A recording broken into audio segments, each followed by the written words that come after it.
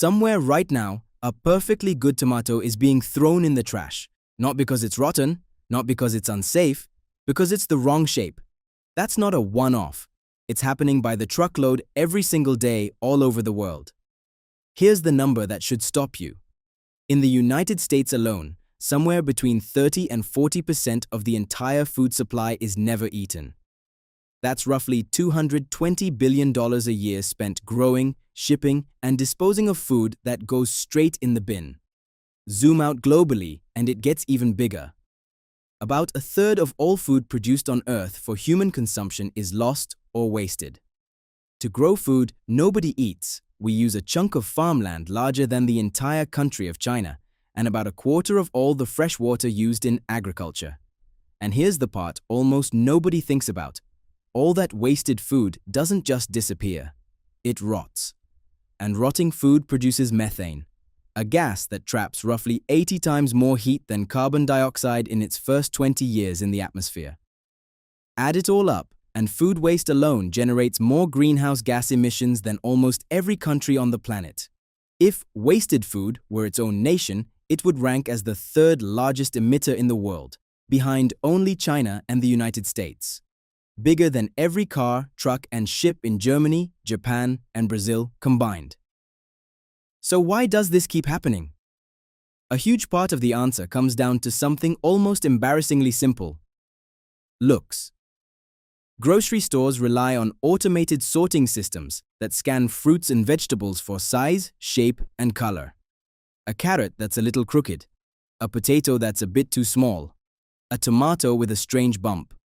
None of that changes the taste or the nutrition, but it fails the scan, so it's rejected before it ever reaches a shelf. Multiply that across every farm and warehouse in the country, and you get roughly 20 billion pounds of produce thrown away every year for the crime of not looking perfect. For decades, that was just accepted as the cost of doing business. Until a handful of people looked at those rejected potatoes and asked a very different question. What if ugly was actually a business? That's exactly what happened with a company that started small, buying misshapen fruits and vegetables directly from farms for a fraction of the price, boxing them up and shipping them to people's doors at a discount. It sounded almost too simple to work. Today, that one idea has grown into a business valued at close to $1 billion, moving through more than 500,000 square feet of warehouse space, and now delivering not just produce, but meat, seafood, and pantry staples nationwide. And it's not just happening in America. In France, a supermarket chain ran a now famous ad campaign selling inglorious fruits and vegetables, the weird lumpy ones, at a steep discount, and watched them sell out. In Denmark, an entire grocery store called We Food stocks nothing but surplus and near-expiry food rescued from landfills. Apps like Too Good To Go now let restaurants and bakeries sell their unsold food at the end of the day, instead of throwing it away. And it's been downloaded by tens of millions of people across dozens of countries. What all of these have in common is a simple realization. Waste isn't just an environmental problem.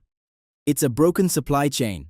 And broken supply chains are exactly the kind of thing entrepreneurs love to fix, because fixing them makes money. And the scale of that opportunity is enormous. Globally, food loss and waste costs industrialized countries an estimated $680 billion a year. Meanwhile, hundreds of millions of people, over 700 million by the UN's count, go hungry. We're not short on food. We're bad at moving it to where it's needed before it's wasted. So here's the reframe. Food waste isn't really a scarcity problem. It's a sorting problem, a logistics problem, and honestly, a bit of a vanity problem. And all three of those are things we know how to fix, because people already are. You don't need to start $1 billion company to be part of this. A few things actually move the needle: buying the ugly produce at your grocery store instead of walking past it. Planning meals around what you already have before you buy more. Composting instead of binning food scraps, which massively cuts down the methane those scraps would otherwise produce in a landfill. None of that is complicated. It's not a sacrifice. It's just a small shift in what we consider normal. The same shift that turned a warehouse full of rejected potatoes into a nationwide business. The world's problems can feel enormous right up until you realize someone, somewhere, already found the fix. Sometimes it just takes a slightly bent carrot to show us how.